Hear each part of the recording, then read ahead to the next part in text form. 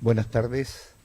Vamos a dar comienzo a la actividad prevista para esta tarde, la conferencia de Juan Carlos Andreo Tudela, que tiene como título Empleo de hogar transfronterizo, análisis y tendencias. Como sabéis, esta actividad se enmarca dentro de la que genéricamente llamamos Investigar Ceuta, que es una actividad que realizamos en colaboración el Instituto de Estudios Ceutíes y la Biblioteca Pública del Estado en Ceuta. En este caso concreto se trata de una actividad programada por la sección de Ciencias Sociales, que tenemos aquí a su decano presente, don José María Campos, y en primer lugar también pedir disculpas de la directora, se encuentra fuera de Ceuta, por eso no ha podido venir, y bueno, pues en su nombre pues te pido disculpas, pues no ha podido estar porque está fuera de la ciudad. Decirles, bueno, que el trabajo es fruto de una beca de investigación de las que concede el Instituto de Estudios Ceutíes, aunque yo sé que él ha trabajado antes sobre estos temas, pero la beca, bueno, vino a poder ampliar el trabajo que hoy se presenta.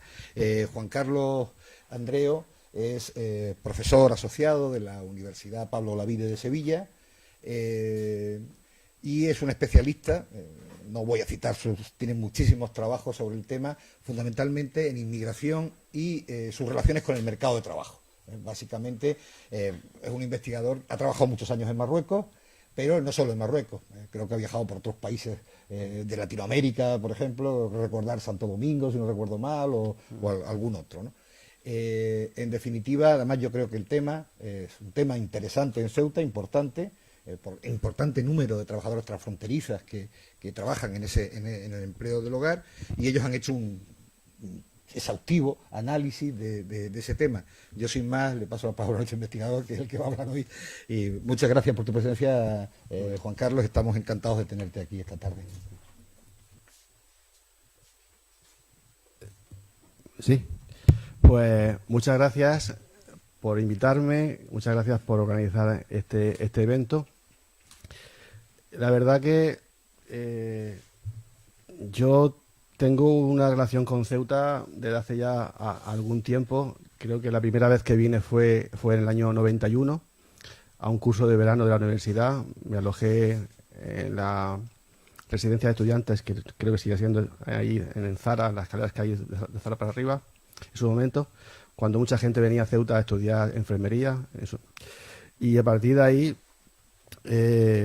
estuve viviendo 5 años en Marruecos, en Tetouan y en Alhucemas. Entonces, cuando vivía en Tetouan, mi cercanía como punto de referencia era Ceuta. Cuando vivía en Alhucemas era más Melilla. Entonces, el paso fronterizo me dio que pensar en ambos casos, y no siempre de forma positiva, ¿no?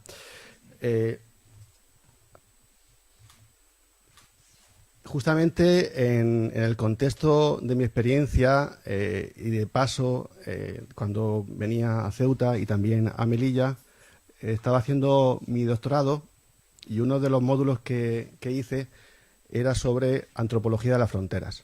Y fue un poquito el germen, el origen de toda esta reflexión con respecto a cómo funcionan las fronteras, qué elementos hay que tener en cuenta, el posicionamiento político, la cuestión socioeconómica, el ámbito cultural. Y a efectos prácticos, yo trabajo siempre en términos de sociología aplicada, algo que sirva para algo, ¿no? Hay teóricos, que está muy bien en la reflexión, pero a mí me interesan las políticas públicas. ¿Qué cosas puede hacer un investigador o un equipo de investigación que dé pie a que el decisor público pueda tenerlo en cuenta y reflexione a eso? Por eso siempre digo que hay una diferencia entre una memoria de investigación y un informe de investigación, algo que tenga la capacidad de ser leído, sea legible, y que pueda dar pie a algún tipo de debate. De hecho, la última parte de mi exposición va a ir referida a eso, a algún tipo de propuestas que están en el informe de investigación de forma más detallada, y hay más que las que yo voy a comentar aquí, pero por tiempo me he limitado a algunas que he elegido. Bien, yo soy profesor asociado de la Universidad Pablo de Olavide y como comentaba hace nada, entre otras actividades, soy socio de una empresa en Marruecos que hace cosas de consultoría social y que me da pie pues a hacer evaluaciones de proyectos, asistencias técnicas en algunos países, ¿no? En República Dominicana, en Haití, en Guatemala. El 11 de junio me marcho para allá, 2 semanas. y que me da una perspectiva también muy interesante de otro tipo de experiencias en otros lugares, ¿no? Y reconforta bastante. En algunos casos, cuando ves condiciones de vida un poco difíciles, en el caso de Haití, por ejemplo, uno vuelve a España, abre el grifo y se sorprende que haya agua potable, que pueda beber. Ese tema de un poco de fractura mental, por decirlo de alguna manera, yo creo bastante ilustrativo. Bueno, a raíz de ese enfoque de estudiar un colectivo relacionado con el tema de fronteras, pues me surgió la idea de que estudiar las personas que pasan mercancía, las bracdías, era un poco complicado, pero interesante, pero un poco complicado. Y creía que era muy factible hacer una aportación en lo que era referido fundamentalmente al servicio doméstico, que a su vez estaba más invisibilizado, ¿no?, que siempre las imágenes que tenemos en mente muchas veces es de las personas, de las mujeres que van con tanta carga a la espalda. Y fue un poco una reflexión para comenzar a hacer una propuesta en el año 2009, creo, al Instituto Teodoro Ceutíes. Fue una ayuda que se me concedió y que dio pie a hacer una investigación exclusivamente sobre las condiciones sociolaborales de ese tipo de mujeres. Y luego en el 2013 completamos la investigación aportando la perspectiva de las empleadoras, del tipo de relación que hay, en la trayectoria laboral de esas personas, era un poco como dos caras de la misma moneda, en ese sentido. El estudio, la primera parte fue publicado por el Instituto de Ceutíes y el segundo fue publicado por una editorial de Sevilla con el respaldo, porque era la titularidad de la propiedad intelectual del instituto, y ahora estamos pendientes de una actualización a fecha de 2017 de todo eso, que creo que puede ser interesante y que se prevé que este año también pueda dar a luz. ¿Qué vamos a tratar acá? Básicamente son como cuatro puntos que vamos a intentar presentarnos de la manera más didáctica y amena posible, en la medida de lo posible, claro. Y luego, pues, unas pequeñas reflexiones que no están recogidas como un punto concreto, pero creo que puede dar pie a una cierta reflexión más global, como diría la gente de la universidad, más holística, que cura más cosas. Pero creo que también puede ser interesante. De ahí que el debate que espero que pueda surgir entre nosotros, las críticas también, por supuesto, y las observaciones también, en otro sentido. Las reflexiones sobre el servicio doméstico y también el tema de los cuidados, yo creo que es una cuestión esencial en las sociedades contemporáneas. Ceuta es una ciudad grande, 85.000 habitantes más o menos, y con crecimiento todavía. Y la incorporación de la mujer, junto con otro tipo de elementos de dificultad, de lo que son los mecanismos de conciliación, todos tenemos problemas. ¿Qué vamos a hacer con nuestros hijos para llevarlos al colegio? ¿En qué momento? Si se pone enferma la persona que nos ayuda, si hay un cambio de turno de mi pareja, ¿qué hacemos? Dificultades y los mecanismos que se han presentado por parte de las políticas públicas han sido todavía deficitarios. Hay que hacer un reajuste que todavía no se ha cubierto. Y parte de ese hueco, hay que ser claro en este sentido, lo cubren pues todas las personas que efectivamente nos ayudan a nuestra vida cotidiana. Bien en el ámbito de hogar, bien en el ámbito de cuidados, que solamente son como dos cuestiones como un poco diferenciadas, ¿no? ¿Qué ha pasado en España, sobre todo a partir de los años 80 y principios de los 90? Pues que se ha ido normalizando, se ha ido viendo como más habitual, más frecuente, ha sido un hábito, en cierta medida, que muchas familias incorporaron a una persona que la ayudara. Generalmente, siempre en primera instancia, se ha visto enfocado al trabajo de hogar, fundamentalmente, ¿no? Ha sido un proceso que se ha extendido independientemente de las capas, de los niveles de ingresos de las familias.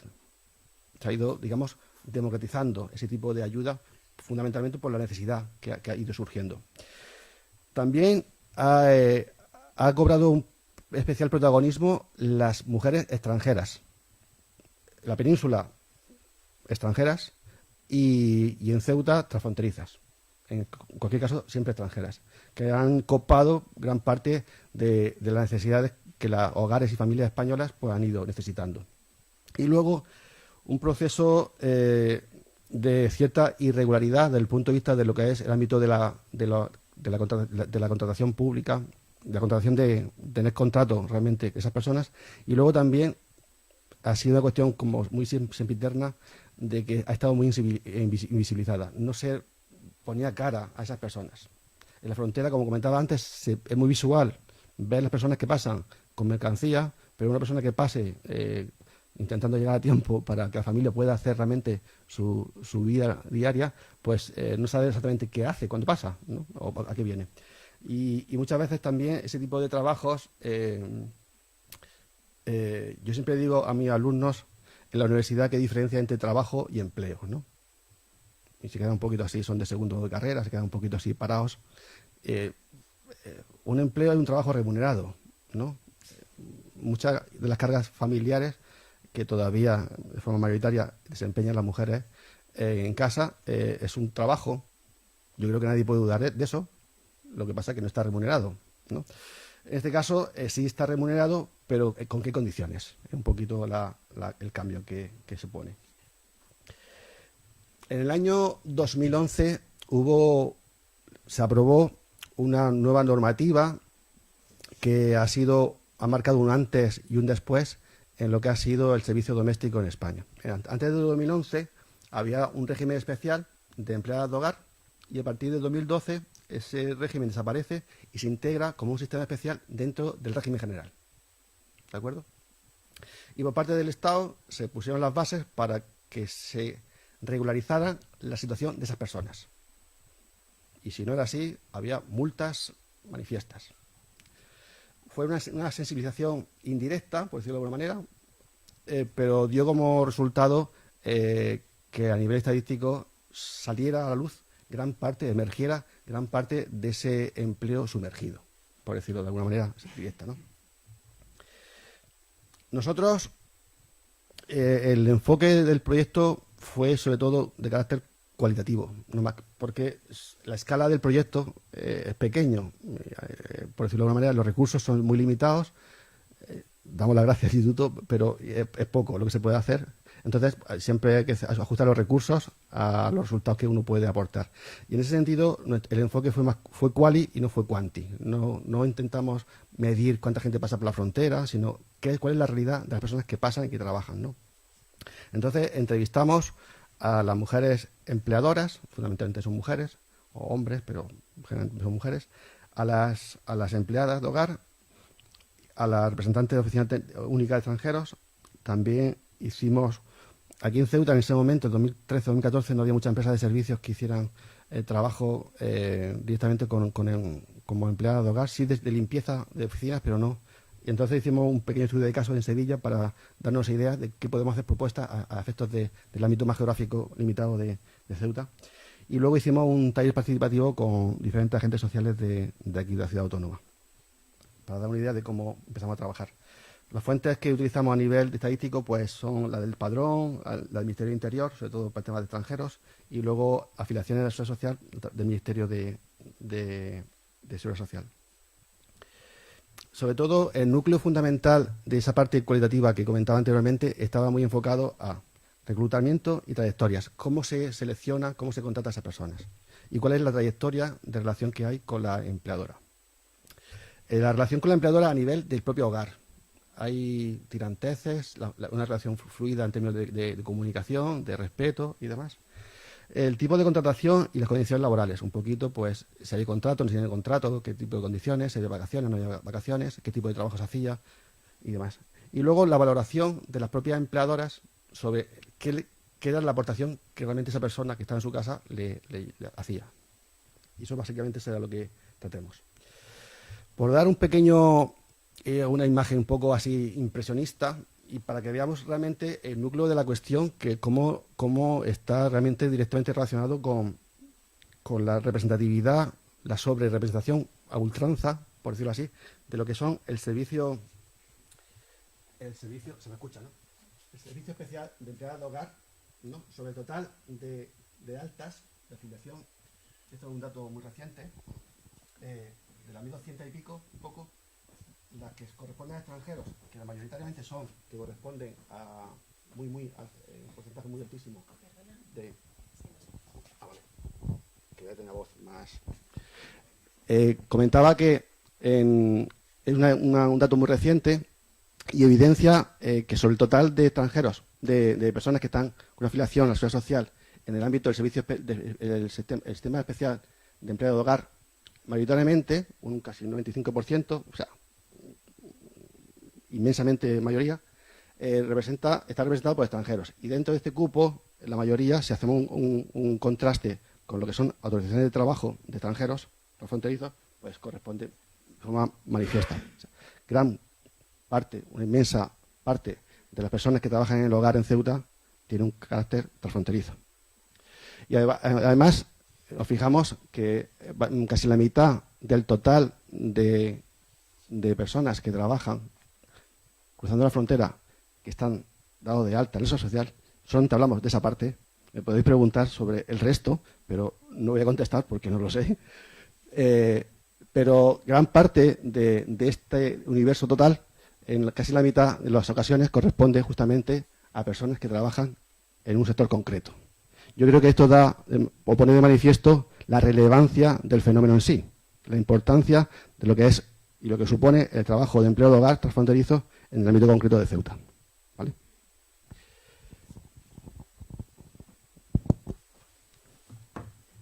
Sí. Luego, como comentaba anteriormente, la diferencia entre 2011 y 2012 es un crecimiento abrupto, ¿no?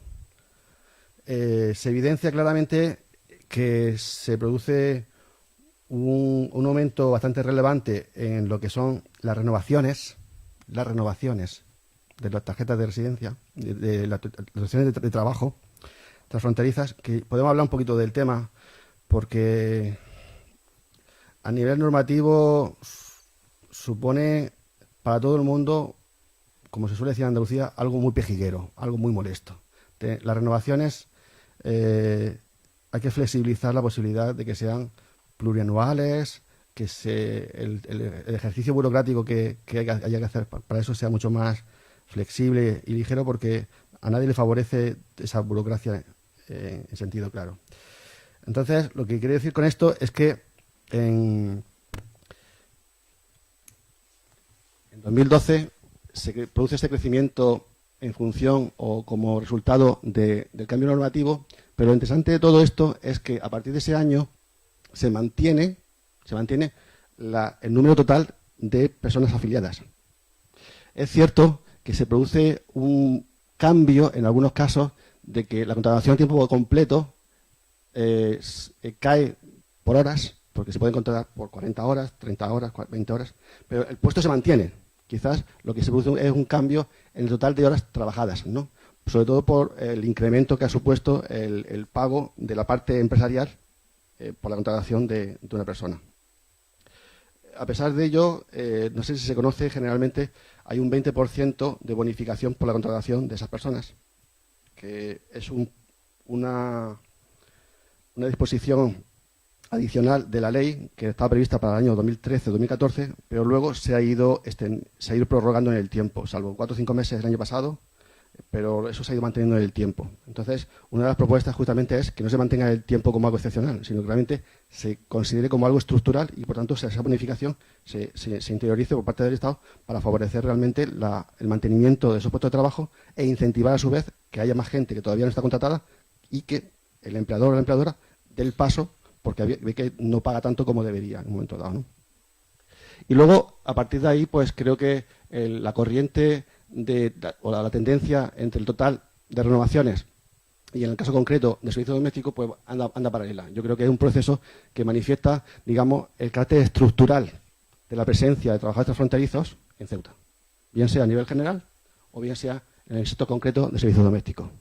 Forman parte de lo que es el tejido, digamos, de los mercados de trabajo a nivel local.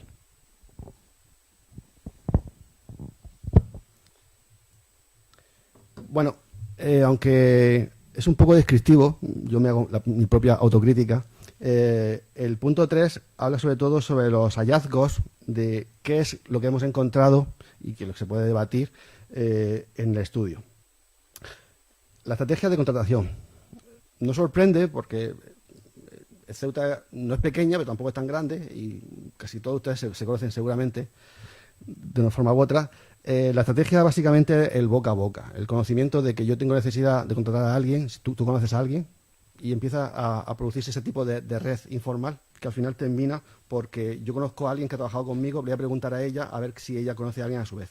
Y se plantea una red que se va extendiendo con una balsa de aceite y termina en un nodo final en el que tú encuentras a alguien que tiene una experiencia previa, fundamentalmente, y que tiene una imagen favorable, por decirlo de alguna manera, y que permite que tú la incorpores para el trabajo.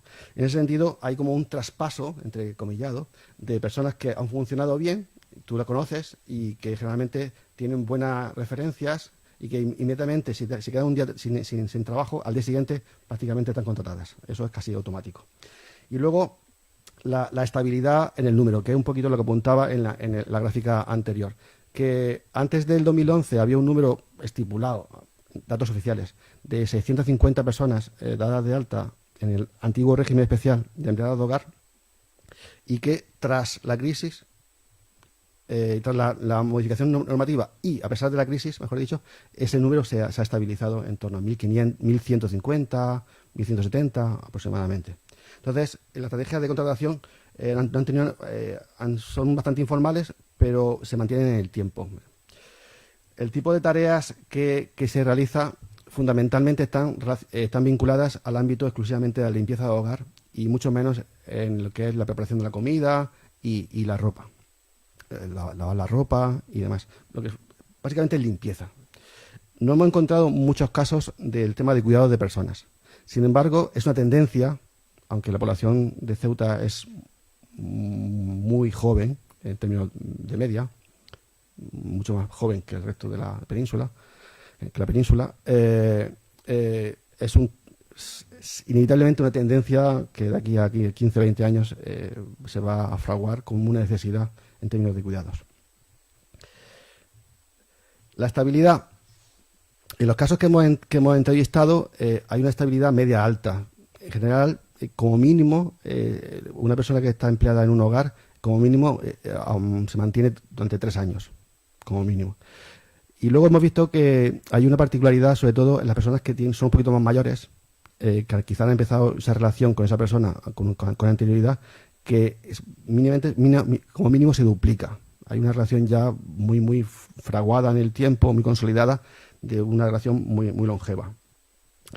Sin embargo, esto es una cuestión que también hay que poner de manifiesto, hasta esta estabilidad en cuanto a la duración de esa relación no se manifestaba hasta el año 2012 en una relación contractual. O dicho de otro modo, se mantenía una relación, pero no había un contrato de por medio, hasta 2012. Una de las cuestiones que también nos interesaba era qué tipo de relación hay dentro del hogar. Y entonces hay que preguntar a dos partes, triangularizar un poco la información y ver en qué medida pues la opinión de una parte se conjuga con la de la otra. Y yo creo que es positivo ese hallazgo de decir que por las dos partes se consideran que hay una relación que va más allá de lo profesional. Hay una relación de convivencia y creo que es algo que hay que tener en cuenta como una consecuencia positiva de ese tipo de relación que hay entre dos partes. Una parte tiene más poder que la otra, pero hay una relación fluida y buena en general. No hay muchas críticas en ese sentido de que haya mala relación o comportamientos un poco violentos o conflictivos y demás. Lo que también es cierto, y esto es algo que no podría contrastarse mucho con los datos de la investigación, pero se intuye,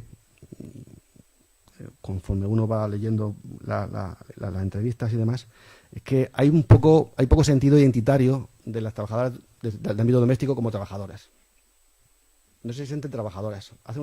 Ejercen un trabajo, tienen un empleo, pero no tienen un sentido identitario de yo hago esto y soy esto, ¿no? Y menos de juntarse con más gente para decir nosotras somos esto.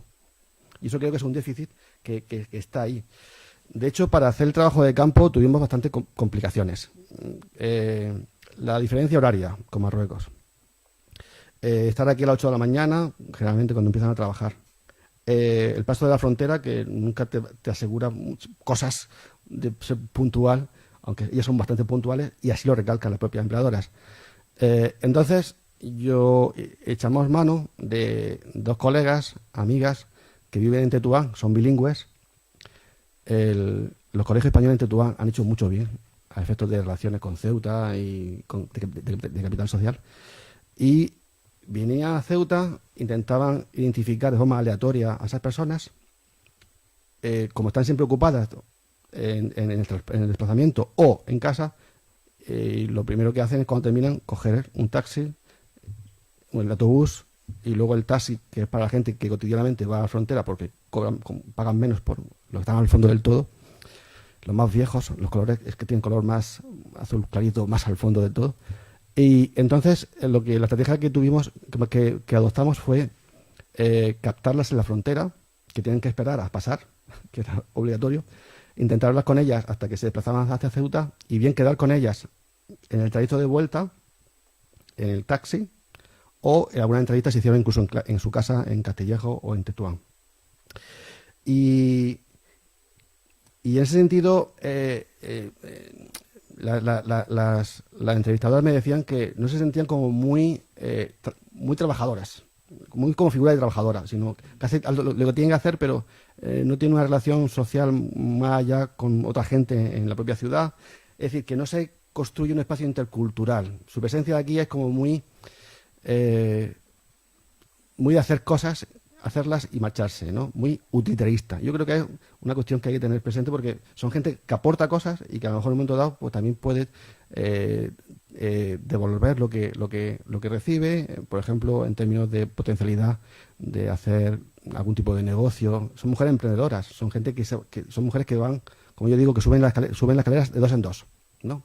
Los escalones son gente que tiene iniciativa. Entonces yo creo que esa pequeña construcción del espacio intercultural es un déficit que todavía hay, difícil de resolver, eso sí, porque lógicamente ellas se atienden a su familia en primera instancia, y luego el trabajo que tienen que hacer acá. En el ámbito intercultural, lo que comentaba es que hay un respeto y también reconocimiento de la diferencia cultural. Esto es sobre todo una opinión de la empleada y de las empleadoras. Y así se reconoce, una cuestión positiva en ese sentido, es decir,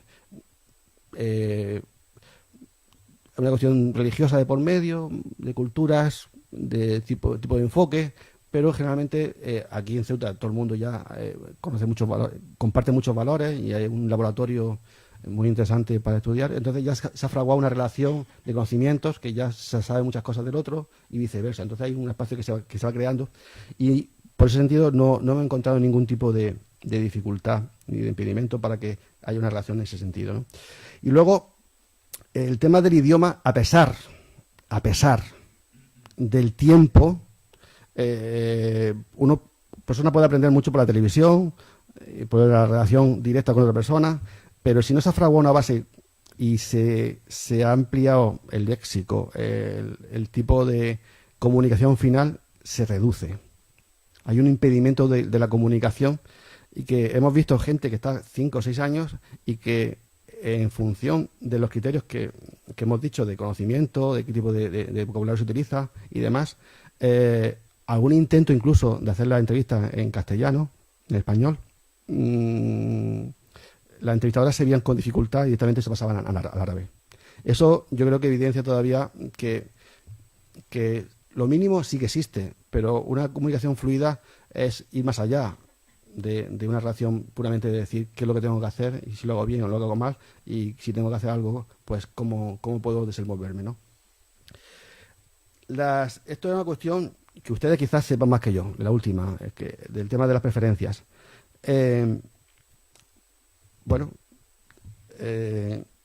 Por parte de las empleadas, buscan casas de nasaranis, ¿no? Prefieren de cristianos, ¿no? En el lenguaje de aquí, prefieren casas de nasaranis, porque la experiencia que tienen de casas de personas de Ceuta, de origen quizás marroquí, no es particularmente bien valorado. Y lo dicen así. Entonces, pues prefieren eso. Y a su vez, por parte de la oferta, las empleadoras o los empleadores prefieren, como hemos visto en el gráfico, personas transfronterizas. Pues porque la experiencia y la imagen de esas personas es una imagen de eficiencia, que son personas eficaces y con el tiempo consiguen los resultados que se esperan de ellas. Y que, por tanto, la idea previa esa de que el funcionamiento es bueno, la relación es buena, es justamente un origen de esta consecuencia, de querer buscar gente que realmente responde a sus expectativas. Algunas veces se evidencia algún tipo de dificultad, pero generalmente es algo que funciona como modelo, ¿no? El tipo de trabajo, hay como dos perfiles diferenciados. Habría que decir, sí, dos. En primer lugar, hemos encontrado perfiles de personas que trabajan todos los días, de lunes a viernes.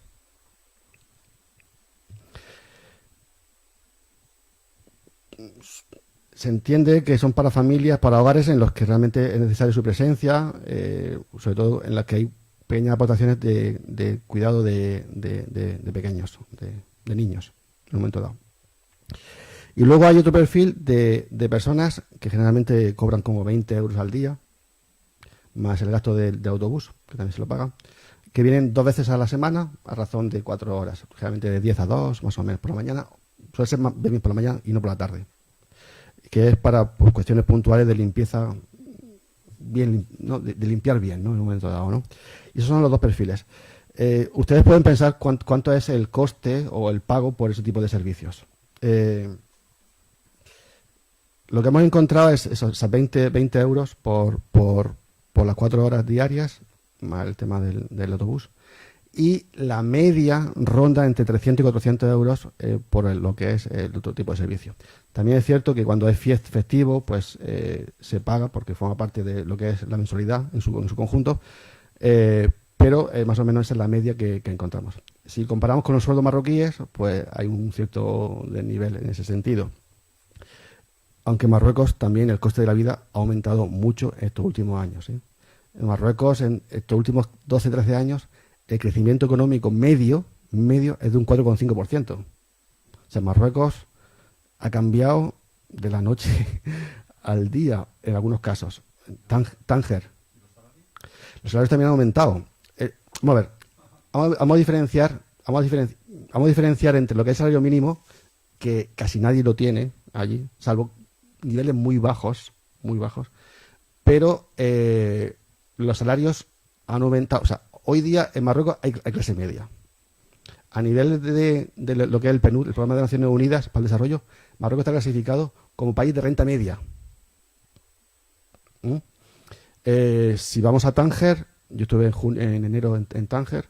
Tánger es que es una cosa, alquilar un piso céntrico en Tánger de 40-50 metros cuadrados, 500-600 euros, no hay quien te los quite, porque los cuadros necesarios para las personas cualificadas para trabajar en todo lo que es la industria a nivel técnico, tanto en Tánger, en el puerto y en todo el entorno, como en Casablanca, están muy bien pagados. Entonces, hay una desigualdad muy grande en términos de salarios. Por eso el tema de pasa en las revueltas en Alhucemas, no se ve mucho tampoco en Tetuán, pero sí en Tánger la diferencia es brutal. Entonces, la desigualdad es muy evidente. Sí. Sí, Benimacada antes era un barrio alejado de Tánger, ahora es un barrio cerca de Tánger. Sí, bajo, sí, pero repito, hay clase media, que antes no había. La clase media tiene un nivel medios de ingresos y medios de gastos, que no olvidemos. Yo siempre me acuerdo cuando se inauguró el Parque Mediterráneo aquí. Yo venía los domingos a refrescarme y a comprarme unos dulces en la Campana y todo eso. En la frontera había mucha gente de Casablanca los fines de semana, que fue cuando empezó Ceuta a promocionar el turismo y todo eso. Bueno, esa fue mi impresión. Ustedes quizás me pueden modificar un poquito esa idea. En temas de legislación, lo que hemos detectado es que existe un desconocimiento. Por eso, el tema del lenguaje, el déficit del lenguaje, la capacidad de expresión, Y el tema del desconocimiento de lo que son los derechos de esas personas, yo creo que es una cuestión que hay que mejorar. Dar a conocer un poco esa posibilidad, ¿no? De qué es lo que pueden solicitar porque trabajan. Esta mañana creo que me entrevistaba la cadena SER de aquí de Ceuta y creo que me comentaban que, no sé, que alguien había dicho algo relacionado con que las trabajadoras que trabajan aquí en Ceuta prefieren no estar dada de alta antes que estar dada de alta en Marruecos. O sea, tener un contrato en Marruecos ven con mejores ojos estar aquí sin contrato que en Marruecos con contrato. Yo creo que lo ideal sería que tuviesen contrato en los dos sitios y pudiesen elegir, ¿no? Hay condiciones dignas, lo que se llama el trabajo decente, según la OIT, que yo creo que son cuestiones que no tenemos de discutir, porque son tan obvias que todos tenemos derecho a tener un contrato de trabajos por realizar un trabajo físico o intelectual en ese sentido. Y luego, derivado un poco de eso, la situación de cierta vulnerabilidad que puede caracterizar a este tipo de personas. Como comentaba anteriormente, se duplican las altas en la seguridad social, se duplican de forma muy abrupta, como diría un moderno, muy disruptiva, ¿no? Que está muy de moda ese tipo de palabras. Y luego, yo no puedo decir qué porcentaje ni qué número, pero lo que sí es cierto es que persiste una alta tasa de irregularidad en el sector. Nosotros hicimos la entrevista de forma aleatoria y prácticamente casi un 80% de las entrevistas que hicimos y también los propios resultados de la entrevista de las empleadoras, que así lo decían, en algunos casos se decía claramente que no estaban dadas de alta en la seguridad social.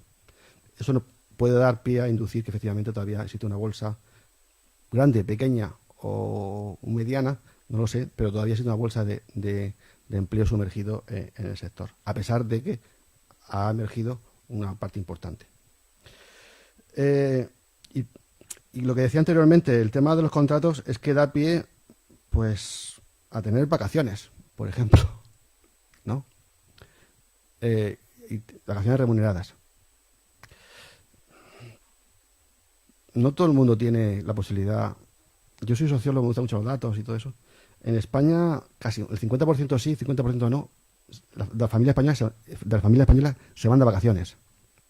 Una cosa es tener vacaciones, otra cosa es, o sea, una cosa es tener tiempo libre y otra cosa es tener la posibilidad de ocio, ¿no? Una cosa es estar tirado en el sofá y otra cosa es irse a no sé dónde para disfrutar de la visita de un sitio, ¿no?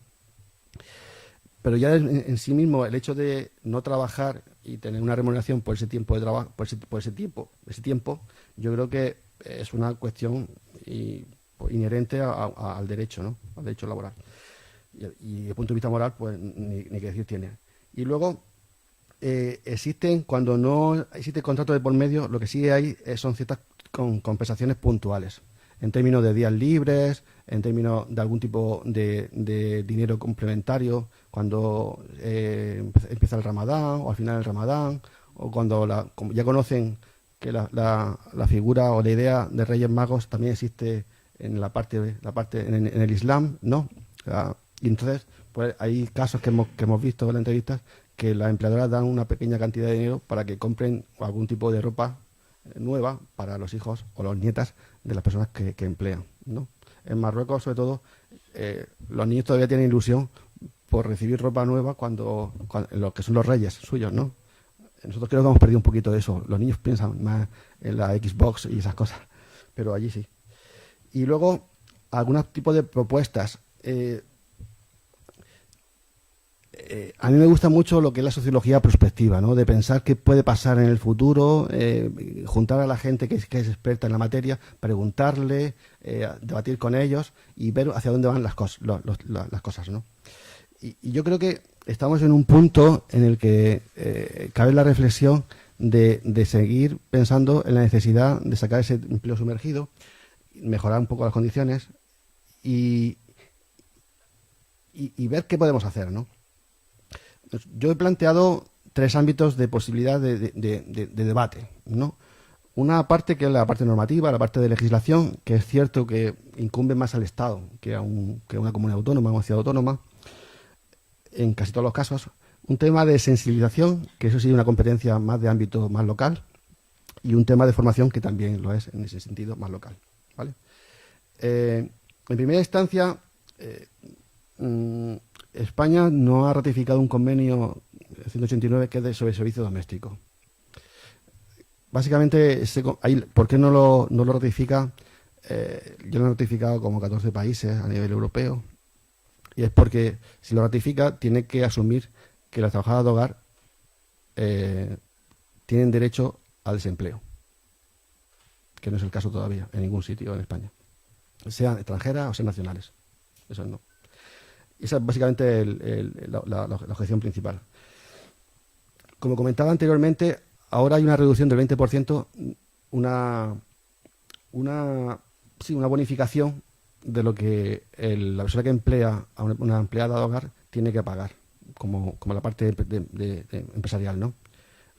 Yo lo que creo es que en vez de decir que sea una cuestión provisional, debe ser algo literalmente que asuma el Estado para realmente facilitar la contratación y el mantenimiento de esos puestos de trabajo, pagando menos por ese tipo de contrato. Luego, en algunas comunidades autónomas, como en Galicia o en Andalucía, la parte del tramo autonómico de IRPF tiene una deducción de 200 euros, no, del 20% también, del 20% del total que se le paga a la empleada. Entonces, pues en la base total pues se exime ese 20%, lo cual también incentiva que realmente se pueda contratar con mayor facilidad. Luego, el tema de las renovaciones de las autorizaciones de trabajo es de un año, hace 2 años era así, no me da tiempo a contrastarlo, pero y requería que cada año, aunque fuesen simplemente para renovar, se presentara uno el dossier con los mismos papeles en la Oficina Única de Extranjeros. Porque tienen que ser renovaciones anuales. Yo eso nunca lo he comprendido del todo bien. Porque ¿por qué no puede ser cada 2 años, cada 3 años? Si en el momento que se rompa la relación laboral, por decirlo de alguna manera, pues se va y se informa de que yo no continúo trabajando con esa persona. Y esa autorización pues deja de estar vigente. Es mucho más práctico, más directo y supone un nivel de burocracia menor. Y luego el tema de la prestación por desempleo. Es una cuestión que al Estado le costaría dinero. Es una cuestión de tesorería, por decirlo así, de alguna manera. Los otros 2 ámbitos son el de la sensibilización y el de la formación.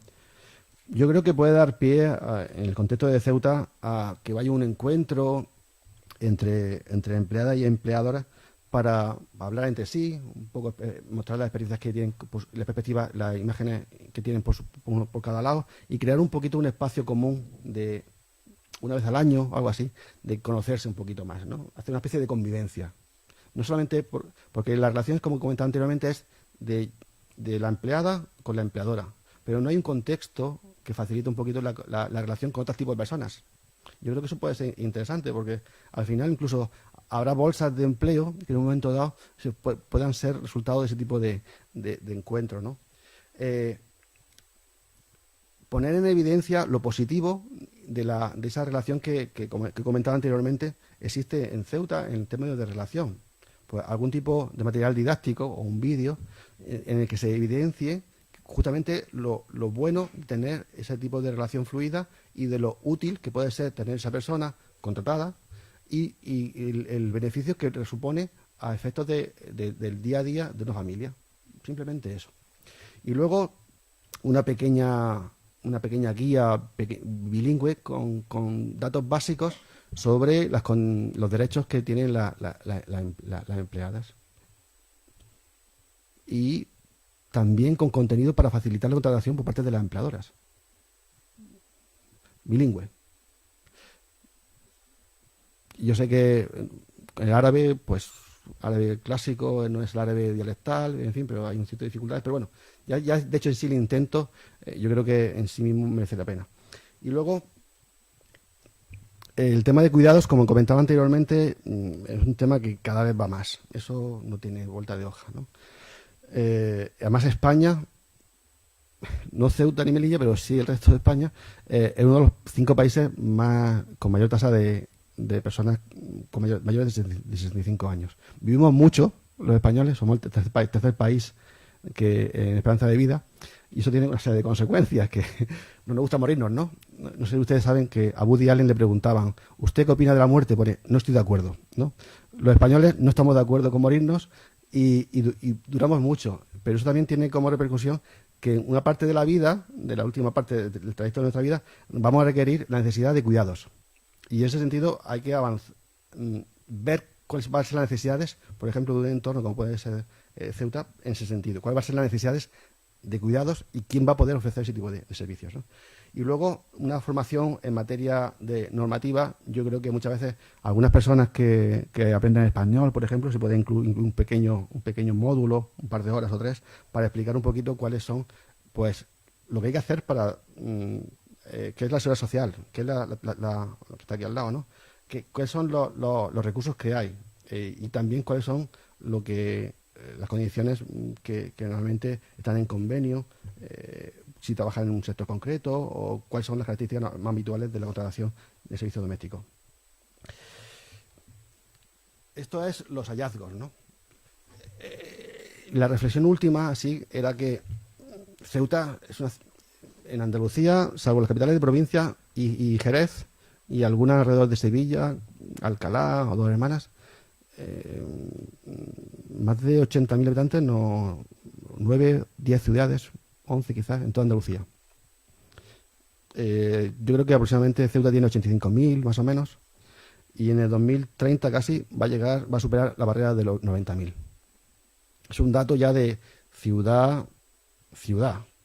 La ciudad no es una gran ciudad, que son cuando superan 400.000 habitantes, pero es una ciudad ya con un empaque suficiente como para decir que el crecimiento demográfico corresponde en un 11% a personas en la pirámide de población con respecto a la media española, que es un 18%. Ceuta solamente tiene un 11%, una población muy joven. Pero es que los tramos de edad de 45 a 65 también son gente que se van a incorporar pronto a la jubilación. Entonces va a haber un proceso abrupto de incorporación de personas jubiladas, al mismo tiempo que por la base va a haber y hay todavía una entrada importante de población. La tendencia es esa, al aumento en Ceuta y a superar esa barrera de los 90.000. ¿Qué conclusiones podemos tener de ese tipo de datos? Pues justamente que, a pesar incluso de la tasa de desempleo real o no real, que también yo creo que eso ustedes sabrán más que yo sobre eso, el servicio de hogar, tanto como servicio, y también el servicio de cuidado, tanto que servicio, van a ser dos cuestiones que van a estar vigentes y van a ser servicios necesarios para el día a día de nuestra forma cotidiana de afrontar nuestra vida. Y con esto, pues agradecerle la atención y estar abierto a cualquier tipo de pregunta que sugiera. Muchas gracias.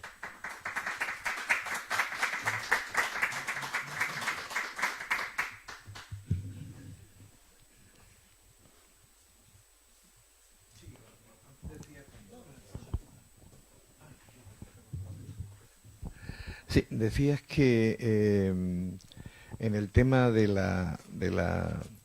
Mira, se me acaba de ir.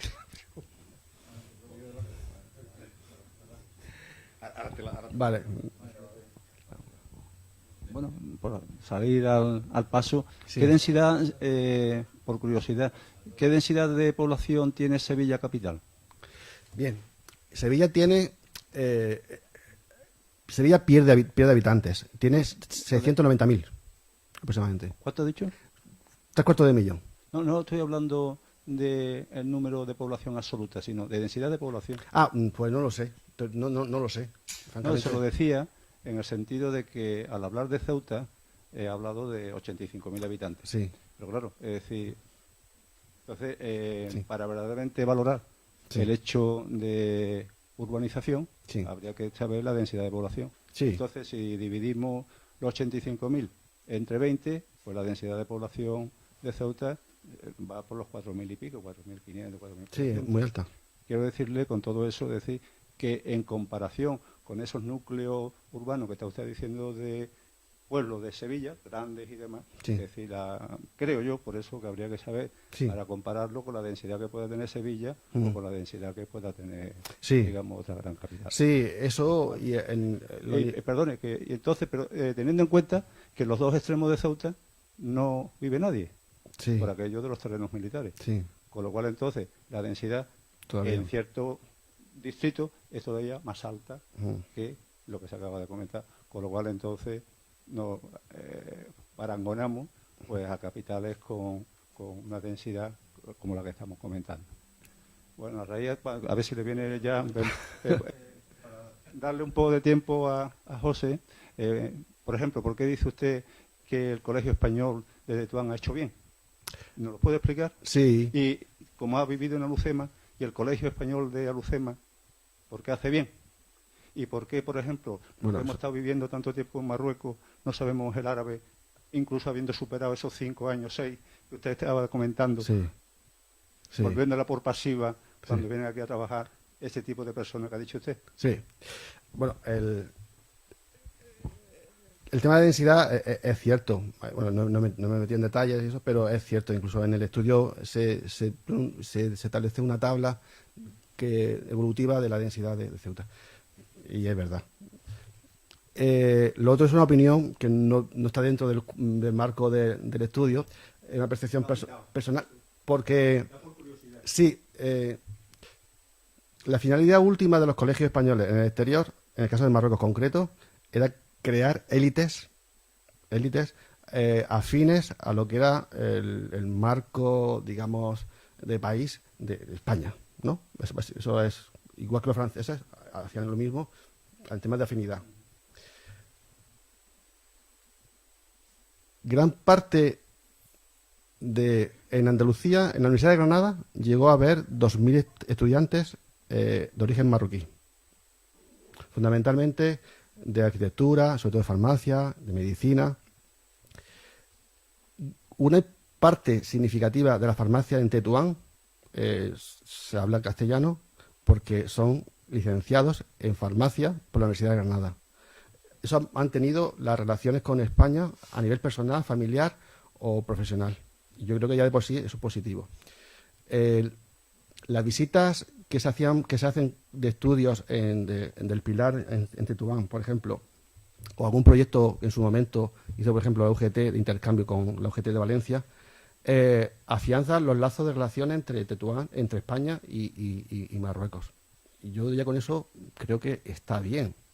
El hecho de producir élites hubiese sido interesante valorarlo y evaluarlo, porque muchas de esas élites estaban obligadas a aprender francés y terminaban, gracias al capital social que iban adquiriendo, a trabajar en Rabat y Casablanca. Como yo tengo muchos amigos que terminaron trabajando allí en vez de para empresas francesas, o por ejemplo. En el caso de Alucema en concreto, Alucema en su momento, antes de la COCAT, de la autovía mediterránea, era un lugar aislado. Entonces, y aquello era una casuística muy concreta de un colegio que estaba allí y tenía una repercusión muy limitada. No es similar a lo de quizás pasaba en Tetuán, que estaba la FP, el colegio y el instituto. Esa es una opinión personal, creo. Y a mí, por ejemplo, me vino muy bien, porque claro, yo de árabe, de la Estal, pues poco, suya, ¿no? 4 o 5 palabras, las palabrotas habituales. Agrom. Sí, pero no sé diferenciar entre, mierda y abeja, porque es una z, que es, ¿no? Dudas de gusano. Porque duda es gusano en árabe. Pero son cuestiones que yo no sé árabe. Yo sé escribir árabe y sé leerlo como un niño, pero es un déficit que la gente me critica después de 5 años y tiene razón.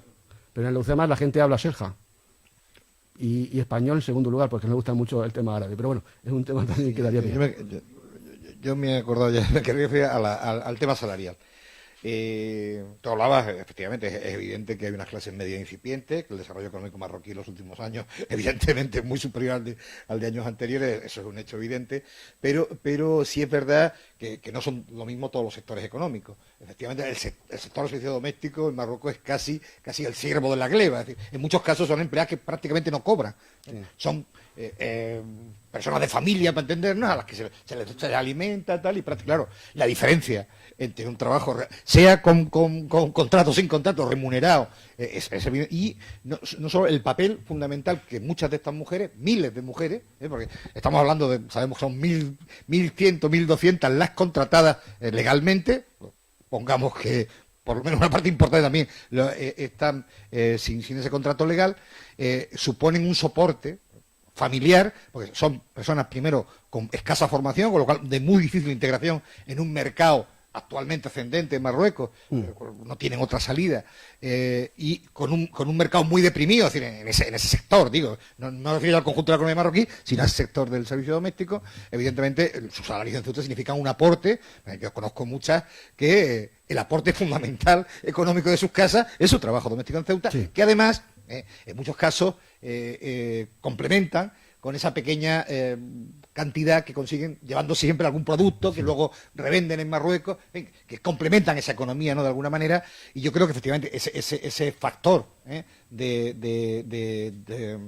sostén y además de tener un trabajo remunerado, que en Marruecos hoy, en ese sector es prácticamente imposible, sí, es muy importante, ¿no? Ciertamente. O sea, el tema del servicio doméstico en Marruecos, en términos comparativos, o sea, no se puede hacer nada, no se puede hacer, no hay parangón, o sea, son dos cosas totalmente distintas. Hay casos de personas que entran a la familia de pequeñas, lo llaman petit bon en francés, creo, y que vienen del campo, muchas familias en Rabat y Casablanca, también en Tánger, la acogen y son personas esclavas, que salvo cuando se casan, salen del hogar. Esa es un poco la dinámica, ¿no? Y entonces, en términos de contratación, de derechos, o sea, no se puede. Luego, en la otra cuestión, sí que es cierta. Nosotros preguntamos sobre eso. Y en la mayoría de los casos, la principal fuente de ingresos procede del trabajo doméstico, acá. Y le posicionan a las mujeres en un cierto puesto de poder dentro de la familia, y aparte de eso, lo que comentaba anteriormente, de que intentan, si ellas pudiesen dejar trabajar aquí o que se quedaran en paro o lo que sea, tienen la idea de hacer algún tipo de negocio allí, aprovechando los conocimientos de aquí, los contactos y todo eso. Por eso decía anteriormente que tiene un carácter emprendedor, y algo que es plausible hacer si tuviesen un poco de recursos en ese sentido, ¿no? Y yo creo que hay ponerlo en su contexto, es decir, efectivamente la aportación que consiguen de aquí es muy significativa, sobre todo porque el nivel de competencias que tiene a nivel es muy bajo, y lo único que pueden hacer esa mano de obra es ese tipo de trabajo. Sí, es cierto.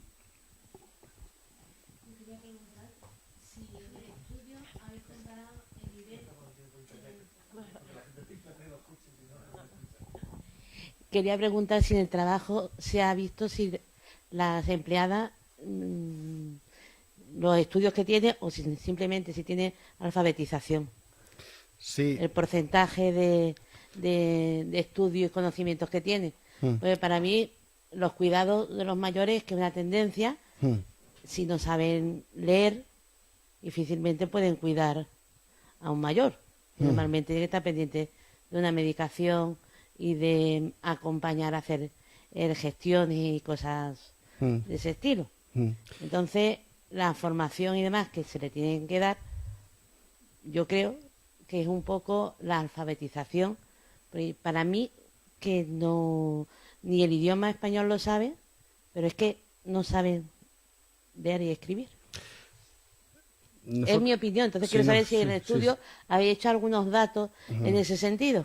Sí, nosotros preguntábamos, entre las preguntas que hacíamos, era qué tipo de formación tiene, y generalmente son personas con un nivel educativo bajo, muy bajo, que no han terminado la escuela y demás, y que no hablan árabe, que no escriben, no leen árabe. Bueno, el árabe que se lee, el árabe clásico, que es todavía más dificultoso que el árabe darija, que entonces su nivel educativo es bastante bajo.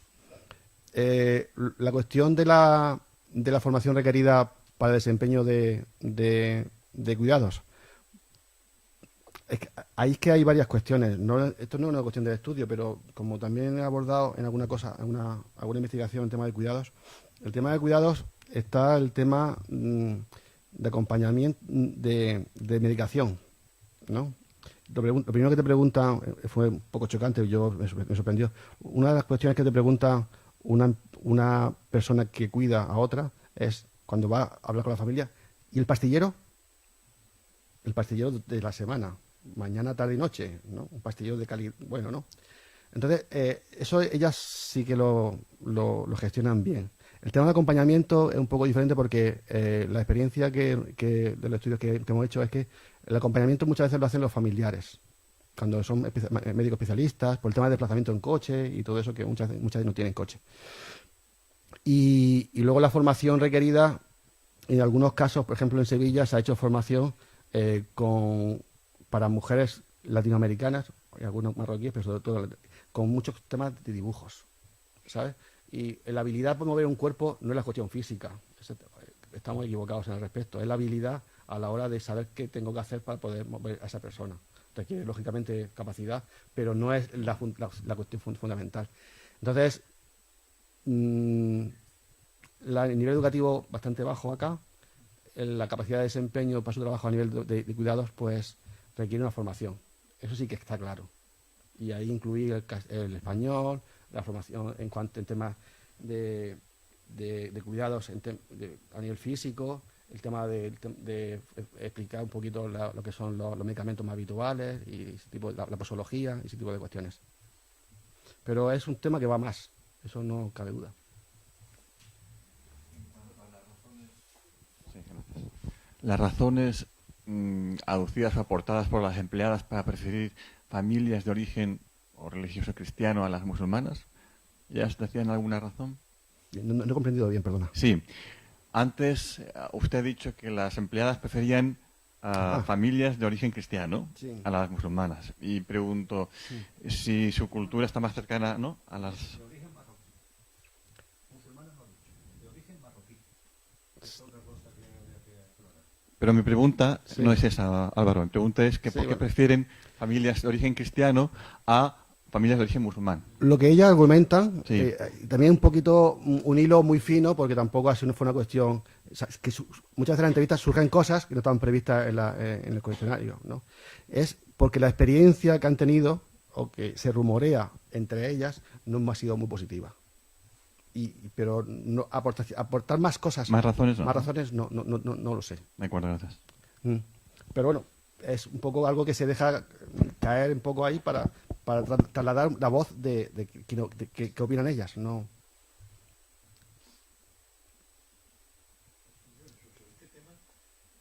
Quizá tenga que ver con la valoración del trabajo del servicio doméstico. Probablemente, culturalmente, la valoración sea más importante en las familias de origen nazarí, como decía, que probablemente en las familias musulmanas. Quizá también porque tienen gente más joven, es decir, probablemente también tienen menos necesidad, muchas de ellas, de ese servicio doméstico, ¿no?, por su contextura. Y supongo que tiene que ver también con la relación laboral interna, evidentemente. Bueno, aspectos culturales puede ser. Yo no puedo dilucidar mucho al respecto porque tampoco indagamos mucho, pero fue un poco la opinión que ellos trasladaron. Lo que sí es cierto es que en todo Marruecos, como el coste real de una contratación de una persona que esté en casa es muy bajo, trasciende el nivel de clase, por decirlo de alguna manera. Hay gente que tienen pocos ingresos y tiene una persona en casa, o una persona va en casa a hacer puntualmente algún tipo de tarea.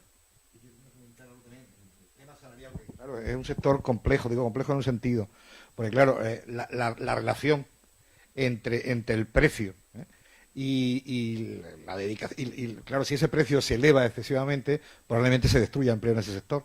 Claro, aquí los empleadores no son empresas, son como economías familiares, y evidentemente hay que mantener un equilibrio entre el precio del servicio y la prestación que se da, ¿no? Porque probablemente si eso que sería justo probablemente que se elevara, pero si se eleva demasiado, se rompe ese equilibrio, evidentemente, pues habría familias que no podrían soportarlo y tendrían que despedir a sus empleados de hogar y apañárselas como buenamente pudieran, ¿no? Sí, pero también desde el punto de vista crítico,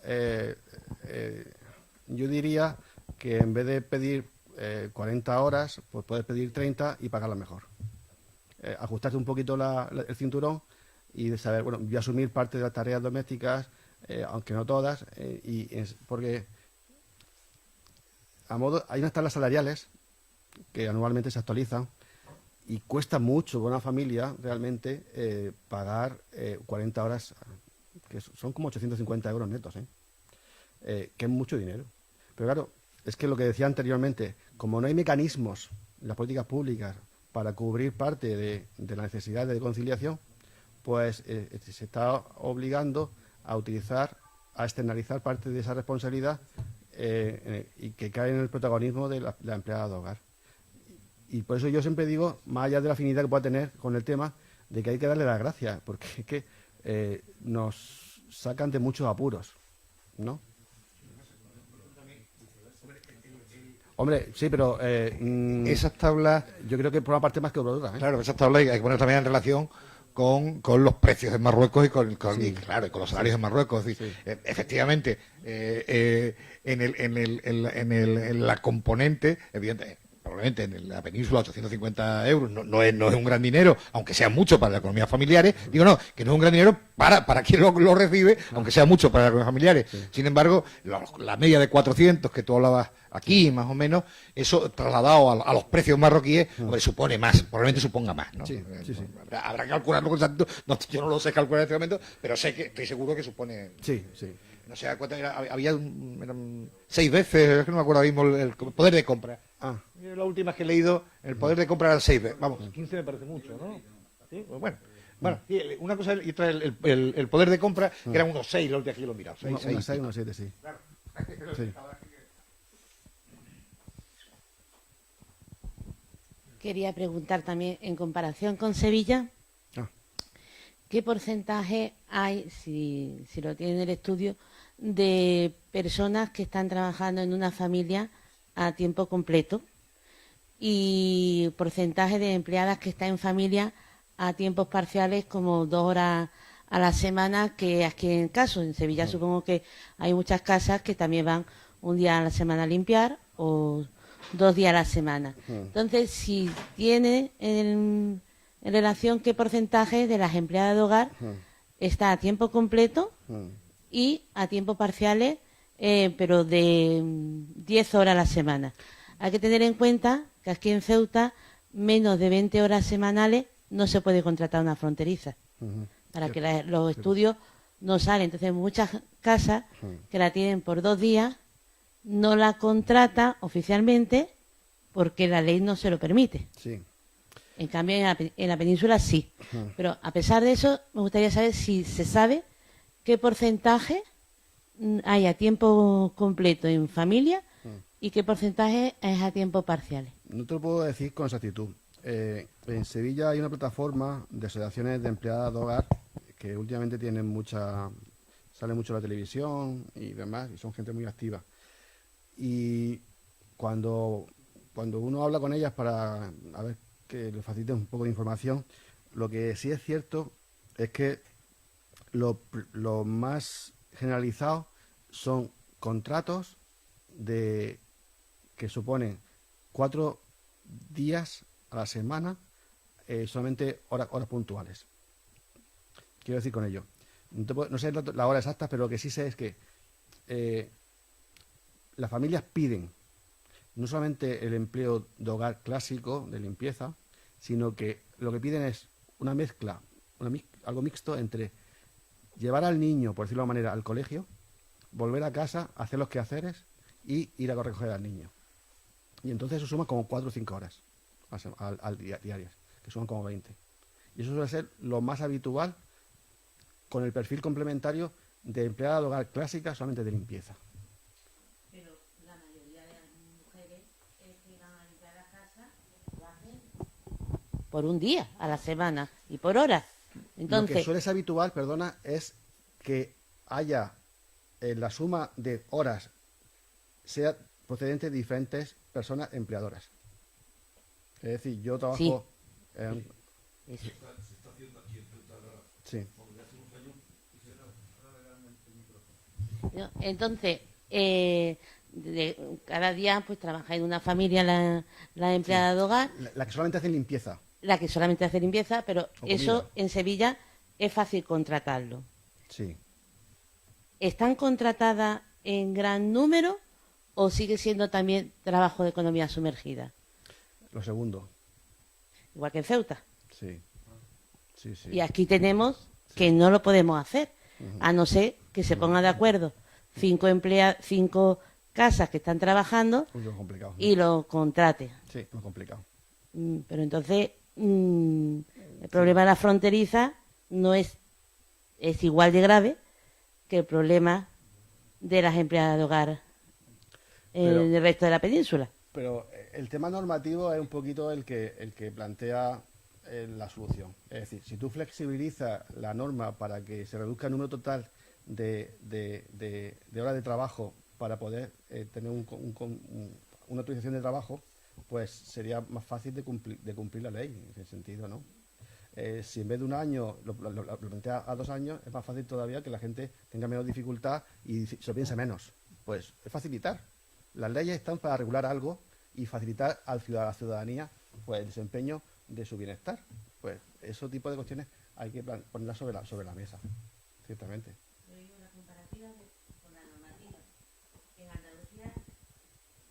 En Andalucía o en la península, que no tienen problemas para contratar.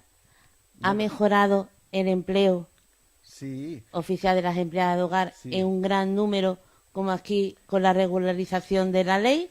¿Se dio el mismo fenómeno? la media en el resto de España, no en Ceuta, fue como de un 30 a un 40% aquí fue el doble, aquí fue el 100%. Esa es una diferencia sustancial que pone a Ceuta como ejemplo de algo que se puede hacer por inducido o voluntario, pero que se ha hecho y que ha resultado por algo positivo en ese sentido. En el resto, en la península, ha sido un 30 o 40%. Y en otras comunidades más, en otras comunidades menos, pero la media es esa. Hay una pregunta por acá, ¿no? No. Ah, sí. Pues muchas gracias, ¿eh?